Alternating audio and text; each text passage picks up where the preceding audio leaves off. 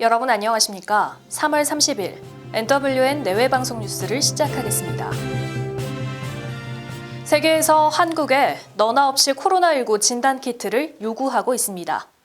현재 우리나라 코로나19 진단키트를 공식 요청한 국가는 51개국, 민간 요청까지 더하면 무려 117개국입니다. 또 39개국에서는 인도적 지원을 요청한 상태입니다. 최근 이 진단키트의 이름을 독도키트로 바꿔달라는 특별한 국민청원까지 등장했습니다. 수출용 진단키트에 독도라는 이름을 붙여 전 세계인에게 독도가 우리 땅임을 각인시키자는 겁니다.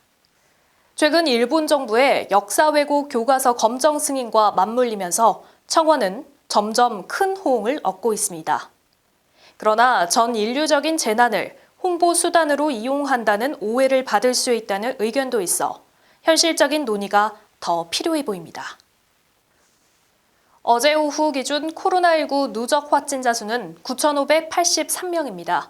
이 중 해외 유입 환자는 412명이고 외국인은 35명이었습니다.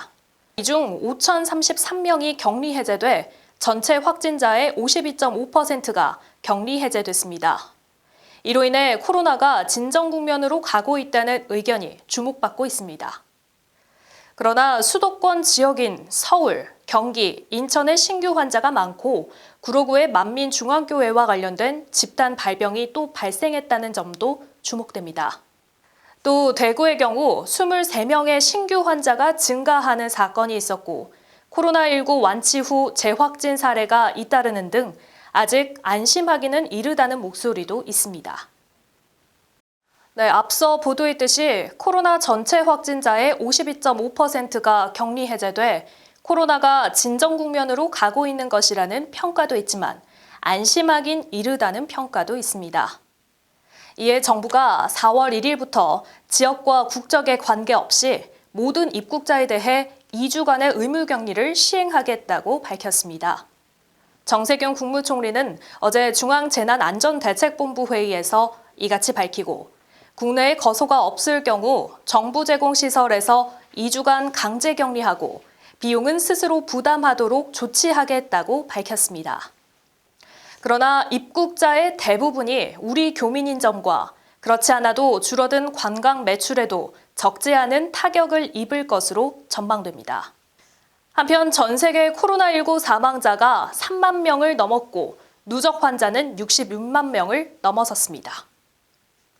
정부가 코로나19에 따른 생활고를 돕기 위해 중위소득 이하 1,000만 가구에 4인 가구 기준 100만 원의 긴급 재난 생계 지원금을 지급하는 방안을 검토하고 있습니다. 또 저소득층과 영세 사업자의 건강보험료와 산재보험료가 3개월간 최대 50% 감면될 것으로 보입니다. 긴급 재난 생계 지원금을 지급하는 데 들어가는 재원은 5조에서 6조 원 정도로 추산됩니다. 형평성 논란 등을 고려할 때 서울시와 경기도 등 지자체에서 받는 긴급 지원금을 감안해 결정될 가능성에 무게가 실리고 있습니다. 또한 다음 달 1일부터 시중은행에서 영세 소상공인에게 3천만 원까지 연 1.5%로 대출을 해줍니다. 시중은행의 초저금리 대출 규모는 3조 5천억 원으로 코로나19 피해를 본 일정 규모 이상 소상공인이라면 초저금리 대출을 받을 수 있습니다. 각 시도지사는 침체된 내수시장을 살리기 위해 정부와 국회에 긴급 재난생계지원금에 대해 공동 요구했습니다. 이재명 경기지사는 3개월 내 써야 하는 지역화폐로 지급해 소비 위축을 막겠다는 입장입니다. 또한 박원순 서울시장은 중위소득 100% 이하 총 117만 7천 가구에 최대 50만 원씩 지급하겠다고 발표했고 김경수 경남지사는 전 국민에게 재난기본소득 100만 원씩을 지급하자고 주장했습니다. 대구시는 긴급 생계자금을 다음 달 3일부터 온라인으로 신청할 수 있습니다. 한편 지난 26일 권영진 대구시장이 긴급 생계자금 지급 시기를 놓고 이진년 의원과 설전을 벌인 끝에 병원에 입원하는 사건이 벌어졌는데요. 코로나19 검사에선 음성 판정을 받았습니다. 코로나의 여파로 국내뿐 아니라 해외 공연계도 계속해서 암흑기를 겪고 있습니다. BTS는 북미 투어 공연을 취소했고 트와이스는 일본 도쿄돔 콘서트를 연기했습니다. 또한 극장가는 1분기 매출이 급감했지만 코로나19 장기화의 재개봉작이 박스오피스 1위를 차지하거나 인터넷 TV 영화가 극장에 역개봉하기도 했습니다. 특히 재개봉작이 박스오피스 정상을 차지하는 것은 이례적인데요. 코로나19 여파로 신작들이 대거 개봉을 미뤘기 때문으로 해석됩니다. 그러나 여전히 극장가에는 관객이 찾지 않으면서 어려움이 가중되고 있습니다.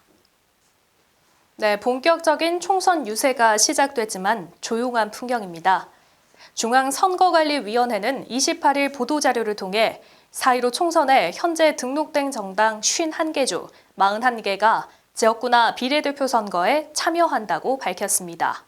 지역구와 비례대표 선거에 모두 참여한 정당은 15개고 지역구 선거 참여 정당은 6개, 비례대표 선거 참여 정당은 20개입니다.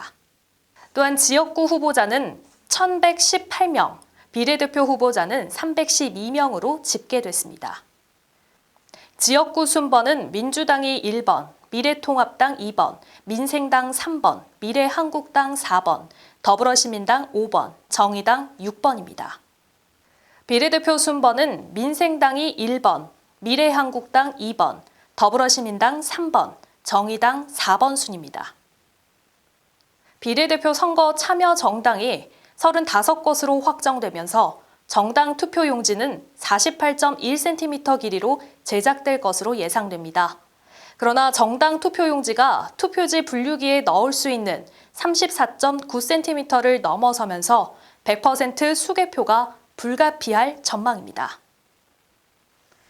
여론조사기관 한국갤럽이 3월 넷째 주 비례대표 정당 투표 지지 성향을 조사한 결과 더불어시민당 25%, 미래한국당 24%, 열린민주당과 정의당이 각각 9%로 나타났습니다. 이어 국민의당 6%, 우리공화당 1% 순이었고 기타 총합이 3%, 부동층은 24%인데요. 해당 결과를 토대로 비례대표 정당 예상 득표율로 환산했을 때 더불어민주당 129석, 미래통합당 119석, 더불어시민당 16석, 미래한국당 15석, 열린민주당과 정의성 6석, 국민의당 5석 등으로 나타났습니다. 코로나를 성공적으로 해결하고 있다는 평가를 받는 여권에 선거가 유리하다는 평가가 많은 가운데 김종인 전 비대위원장이 통합당 선대위장을 수락하며 이번 총선의 변수로 떠올랐습니다. LIG그룹 구자원 명예회장이 28일 오전 숙환으로 별세했습니다. 고인은 LIG그룹 모태가 됐던 LIG 손해보험을 이끄는 등 그룹 경영을 이끌어왔습니다. 또한 언론 등에 많이 노출되지 않고 비교적 조용한 행보를 이어왔지만 그룹 경영권을 승계하는 과정에서 잡음이 있기도 했습니다. 한편 조원태 한진그룹 회장이 경영권 분쟁 1라운드에서 경영권을 사수하는 데 성공했습니다.